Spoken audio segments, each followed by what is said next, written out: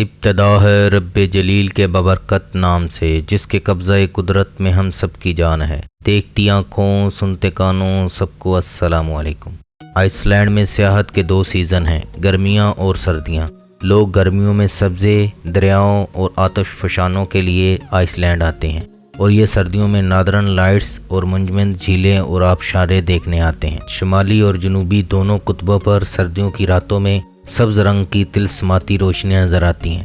یہ لائٹس ہزاروں سال راز رہیں، لوگ انہیں جادو سمجھتے رہے، لیکن پھر سائنس اثر راز تک پہنچ گئی۔ یہ روشنیاں لائف ٹائم تجربہ ہیں۔ لاکھوں لوگ ہر سال نادرن لائٹس دیکھنے کے لیے آئس لینڈ آتے ہیں۔ سیاحوں کے لیے دوسری کشش سیاہ ریت کے ساحل، برف کے درمیان سے ابلتے گرم پانی کے چشمے، ٹوٹتے بنتے گلیشیئر، برف کے غار، منجمد جھیلیں اور ٹھٹھتی آبشاریں ہیں۔ آئس لینڈ کے ساحلوں پر ویل مچھلیاں بھی ہیں۔ یہ ملک ویل مچھلیوں کی زیارت سے ہر سال کروڑوں ڈالر کماتا ہے۔ اور آخر میں بلیو لگون آتی ہے۔ بلیو لگون کیا ہے یہ میں آپ کو آگے چل کر بتاؤں گا۔ نئے آنے والوں سے یوٹیوب پر موجود اسپائڈر بل چینل کو سبسکرائب کر لیں۔ آپ اگر دنیا کا نقشہ دیکھیں تو آپ کو یورپ اور امریکہ کے درمیان ایک بڑا سا جزیرہ دکھائی دے گا۔ یہ یورپ کی جانب سے آخری اور امریکہ کی طرف سے پہلی انسانی آبادی ہے۔ یہ جزیرہ آئس لینڈ کہلاتا ہے۔ آئس لینڈ قطب شمالی کے قریب ہونے کی وجہ سے موسم سرما میں برف میں دفن ہوتا ہے۔ سردیوں کی راتیں لمبی اور گرمیوں کے دن طویل ہوتے ہیں۔ سردیوں میں سورج صرف 2 گھنٹوں کے لیے طلوع ہوتا ہے، جبکہ گرمیوں کے دن 22 اور 23 گھنٹے لمبے ہوتے ہیں۔ آئس لینڈ میں صبح 10:30 بجے طلوع ہوتی ہے اور رات 5 بجے شروع ہو جاتی ہے۔ یہ ملک آتش فشانوں کی سرزمین کہلاتا ہے۔ آپ یہاں آتش فشاں دیکھ سکتے ہیں۔ ملک میں سینکڑوں آتش فشاں ہیں اور ان میں سے باقاعدہ دھواں نکلتا رہتا ہے۔ دھواں آسمان کے کناروں پر ہلکورے لیتا رہتا ہے۔ ریکیاوک آئس لینڈ کا دارالحکومت ہے۔ ریک کا مطلب دھواں اور وک کا مطلب ٹاؤن ہوتا ہے۔ حکومت نے دھوئیں کی نکاسی کے لیے زمین میں پائپ لگا دیے ہیں۔ یہ پائپ زمین کی چمنیاں ہیں۔ یہ چمنیاں سارا دن دھواں اگلتی رہتی ہیں۔ سال میں 200 سے زائد بڑے زلزلے آتے ہیں۔ اوسطاً 4 سال بعد کوئی بڑا آتش فشاں پھٹتا ہے۔ پورے ملک میں سینکڑوں آبشاریں، ندیاں اور نالے اور دریا ہیں۔ سردی میں پورا ملک سفیدی میں نہایا ہوا ہوتا ہے۔ درجہ حرارت نقطۂ انجماد سے نیچے، صبح سے رات تک برف باری ہوتی ہے۔ آئس لینڈ صرف موسم کے حوالے سے دلچسپ ملک نہیں، بلکہ یہ اپنی روایات کی وجہ سے بھی دنیا سے مختلف ہے۔ مثلاً 39,000 مربع میل پر پھیلے اس ملک میں صرف 3,36,000 لوگ رہتے ہیں۔ یہ دنیا کا آخری حصہ ہے جس پر انسان آباد ہوا۔ یہ ملک 870 میں ناروے کے بحری قزاقوں نے آباد کیا۔ یورو امریکن ٹیکٹونک پلیٹ اس مقام پر زمین 2 حصوں میں تقسیم ہے۔ لوگ دنیا کے اس عجوبے کی زیارت کے لیے پانی میں باقاعدہ غوطہ لگاتے ہیں۔ پلیٹوں کا ایک حصہ یورپ جبکہ دوسرا براعظم امریکہ میں آتا ہے۔ یوں یہ دنیا کا واحد ملک ہے جو بیک وقت یورپ اور امریکہ میں شامل ہے۔ یہاں روزانہ ہزاروں سیاح آتے ہیں۔ آئس لینڈ میں لوگ ہفتے میں 43.5 گھنٹے کام کرتے ہیں۔ یہ دنیا کا واحد ملک ہے جس میں جنگلات نہیں ہیں۔ ملک کے تمام جنگلات ماضی میں آتش فشانوں کا شکار ہو گئے۔ تمام ضروریات زندگی درآمد کی جاتی ہیں۔ زبان 1000 سال پرانی اور اصل نارویجن ہے۔ یہ یورپ کا واحد ملک ہے جس میں فیملی نیم یا سر نیم نہیں ہوتا۔ لوگ ایک دوسرے کو اصل نام سے مخاطب کرتے ہیں۔ ملک کی 50% آبادی دارالحکومت ریکیاوک میں آباد ہے۔ باقی 50% لوگ چھوٹے چھوٹے شہروں اور دیہات میں رہتے ہیں۔ آئس لینڈ دنیا کے ان چند ملکوں میں شمار ہوتا ہے جس میں فوج، نیوی اور فضائیہ نہیں۔ پولیس فورس بھی صرف 900 اہلکاروں تک محدود ہے۔ پورے ملک میں اسلحہ نہیں ہے۔ یہ دنیا کا واحد ملک ہے جس میں ہفتے اور اتوار کے دن پولیس بھی چھٹی کرتی ہے۔ تھانے بند ہو جاتے ہیں، یہ سوموار کو دوبارہ کھلتے ہیں۔ ملک میں مچھر بھی نہیں ہے۔ ملک کے 97% لوگ انٹرنیٹ اور موبائل کی سہولت سے فائدہ اٹھاتے ہیں۔ آپ ملک کے کسی بھی حصے میں چلے جائیں، آپ کو وہاں انٹرنیٹ کی مفت سہولت ملے گی۔ یہ ملک اپنی ضروریات کے لیے 100% بجلی قدرتی وسائل سے پیدا کرتا ہے۔ ملک میں گرم پانی کے سینکڑوں چشمے ہیں۔ یہ لوگ زمین میں 3 کلومیٹر پائپ ڈالتے ہیں۔ یہ اس سے ٹربائن چلا کر بجلی بنا لیتے ہیں اور گرم پانی شہروں کو سپلائی کر دیتے ہیں۔ لوگ اس سے نہاتے بھی ہیں اور گھر بھی گرم کرتے ہیں۔ لوگ پانی سے زیادہ کوکا کولا پیتے ہیں۔ آبادی صرف 3,36,000 ہے، لیکن سال 2017 میں 22 لاکھ سیاح ملک میں آئے۔ یہ سیاح معیشت کی ریڑھ کی ہڈی ہیں۔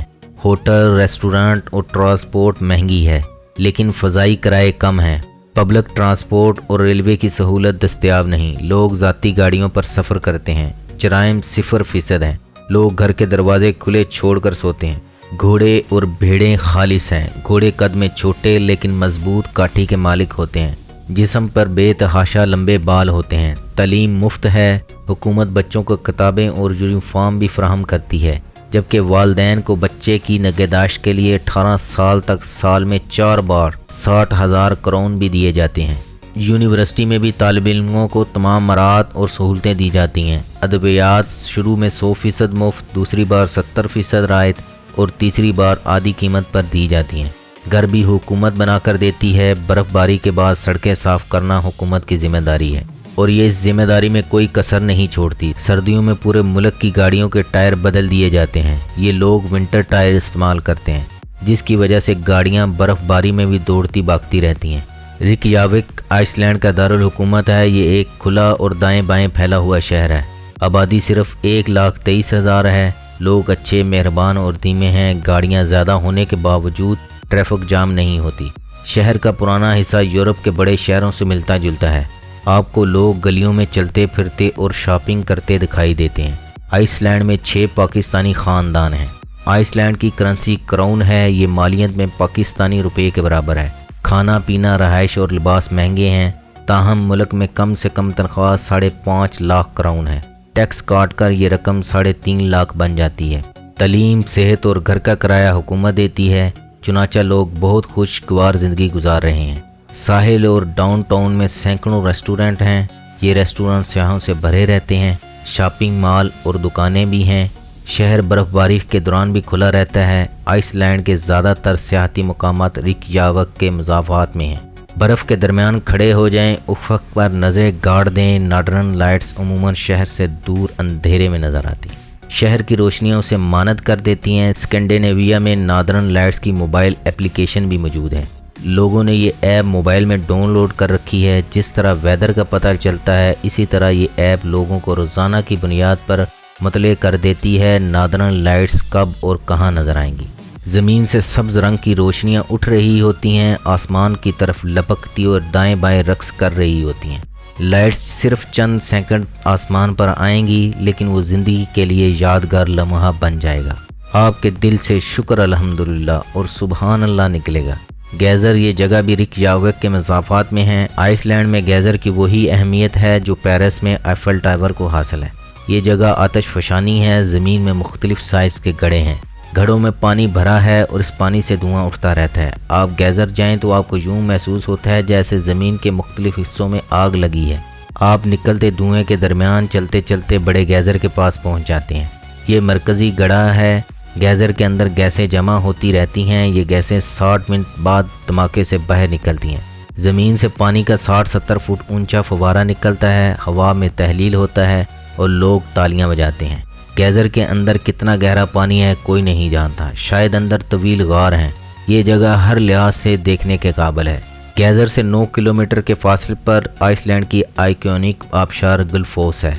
रिकयाविक की सैकड़ों नदियां और नाले मिलकर इस आबशार को जन्म देते हैं। ये पानी गुलफोस के मकाम पर पहुंचकर तूफ़ानी आवाज़ के साथ खाई में जा गिरता है।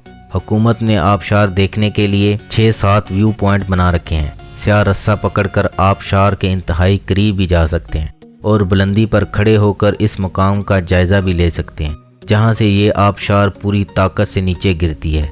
ग्राउंड फियारोर ये छोटा सा कस्बा है। कुल आबादी 800 लोगों पर मुश्तमिल है, लेकिन ये लोग भी सर्दियों में सुकड़ कर 300-400 रह जाते हैं। ये शहर मछली के कारखाने, समुद्री लहरों से तराशे हुए पहाड़ों और 2 आबशारों की वजह से पूरे आइसलैंड में मशहूर है। ये शहर फ्यूड पर बना हुआ है। फ्यूड समंदर के अंदर से निकलने वाले खुश्की के टुकड़े को कहते हैं। ये अमूमन 3 अतराफ से समंदर में घिरे होते हैं। सिर्फ एक छोटी सी नोक खुश्की से जुड़ी होती है। ग्राउंडर आइसलैंड के दारुल हुकूमत से 170 किलोमीटर के फासले पर है। मुसाफिर आम हालात में वहाँ 2.5 घंटे में पहुँचते हैं। रास्ते में कीरू आतिश फशानी इलाका है। 54 किलोमीटर के इलाके में 12 बड़े आतिश फशां हैं। आपको पूरे इलाके में दूर दूर तक आतिश फशानी चट्टानें, जले हुए स्याह पत्थर और ठंडे लावे की लकीरें दिखाई देती हैं। ये लकीरें, ये पत्थर और ये चट्टानें साबित करती हैं ज़मीन का ये हिस्सा कभी आतिश फशानी जहन्नम था। علاقے کے درمیان میں آتش فشاں کا مرکزی دہانہ ہے۔ آج سے 6500 سال قبل یہاں آتش فشاں پھٹا، لاوا ابلا، چٹانیں اور پتھر دور دور تک بکھرے اور آخر میں یہاں خوفناک گڑھا پڑ گیا۔ یہ گڑھا کیرو کہلاتا ہے۔ یہ 270 میٹر لمبا، 170 میٹر چوڑا اور 55 میٹر گہرا ہے۔ پیندے میں پانی ہے۔ کیرو گرمیوں میں وسیع و عریض باولی بن جاتا ہے، جبکہ یہ سردیوں میں برف کا تندور لگتا ہے۔ گڑھے کے اندر کونے میں سیڑھیاں بھی ہیں۔ آپ سیڑھیاں اتر کر پانی کی سطح تک جا سکتے ہیں۔ لوگ گرمیوں میں گڑھے کے کناروں پر بیٹھ جاتے ہیں اور نیچے تک جھک کر نیلا پانی دیکھتے ہیں۔ نیوزی لینڈ کے آکلینڈ شہر میں بھی کیرو جیسا آتش فشانی گڑھا موجود ہے۔ وہ گڑھا بلندی پر ہے۔ آپ وہاں واک کرتے ہوئے پورا آکلینڈ شہر دیکھ سکتے ہیں، لیکن کیرو ویرانے میں ہے۔ راستے میں کہیں کہیں کافی شاپس مل جاتی ہیں۔ مقامی لوگوں نے گھروں میں کافی شاپس اور ریسٹورانٹ کھول رکھے ہیں۔ یہ گھروں میں مرغیاں، بھیڑیں اور سور پالتے ہیں اور مسافروں کو کافی ہوم میڈ کیک بھی کھلاتے ہیں۔ راستے کا ہر گھر گرم اور آرام دہ ہے۔ بجلی، گرم پانی اور سڑک ہر گھر تک موجود ہے۔ موبائل کے سگنلز بھی ہیں اور تمام گھروں میں گاڑیاں اور ٹریکٹر بھی ہیں۔ یہ تمام چیزیں آئس لینڈ کے لوگوں کی خوشحالی کی دلیل ہیں۔ راستے میں اکثر مقامات پر سمندر سڑک کے قریب آ جاتا ہے۔ بس برف اور برف کے درمیان کھڑے لمبے لمبے بالوں والے گھوڑے آئس لینڈ کے فارمرز گھوڑوں کو کھلا چھوڑ دیتے ہیں۔ یہ برفیلی ہواؤں کا مقابلہ کرنے کے لیے سر جوڑ کر دائرے میں کھڑے ہو جاتے ہیں اور ایک دوسرے کی جسمانی حدت کی مدد سے پوری سردیاں گزار لیتے ہیں۔ آئس لینڈ کا گھوڑا دنیا کے ان جانوروں میں شامل ہے جو کھڑے کھڑے نیند پوری کر لیتا ہے۔ اسے سونے کے لیے لیٹنا نہیں پڑتا۔ حکومت نے پوری سڑک کے ساتھ باڑ لگا رکھی ہے، چنانچہ بھیڑیں اور گھوڑے سڑک پر نہیں آتے۔ یہ سڑک سے چند میٹر کے فاصلے پر کھڑے ہو کر گزرتی گاڑیوں کو حیرت سے دیکھتے رہتے ہیں۔ یہ شاید ہم انسانوں کو جانور سمجھتے ہیں اور شاید ہماری افراتفری ان کے لیے تفریح ہے۔ گروندر کے راستے میں گلیشیئر بھی آتا ہے۔ یہ گلیشیئر اس علاقے کا بلند ترین مقام ہے۔ گروندر میں ایک ہی ہوٹل ہے۔ گروندر کا یہ واحد ہوٹل ایک پاکستانی کی ملکیت ہے۔ منیر ملک تلا گنگ سے تعلق رکھتے ہیں۔ یہ فیملی کے ساتھ ہوٹل میں رہتے ہیں۔ گروندر میں یہ واحد پاکستانی فیملی ہے۔ شہر کے عوام نے ان سے پہلے کبھی کوئی پاکستانی دیکھا تھا اور نہ ہی پاکستان کا نام سنا تھا۔ گروندر آئس لینڈ کا مشہور ترین علاقہ ہے۔ یہ زمین کی ساخت اور قدرتی خوبصورتی کی وجہ سے پوری دنیا کے فوٹوگرافروں کی آخری منزل ہے۔ آپ کو یہ علاقہ ہالی ووڈ کی بے شمار فلموں میں بھی نظر آتا ہے اور تصویروں کی نمائشوں میں بھی۔ کرک چوفل پہاڑ پوری دنیا میں مشہور ہے۔ یہ پہاڑ گروندر کو جزیرہ نما بناتا ہے۔ آپ کو اس جگہ پہاڑ، سمندر اور برف تینوں ملتے ہیں۔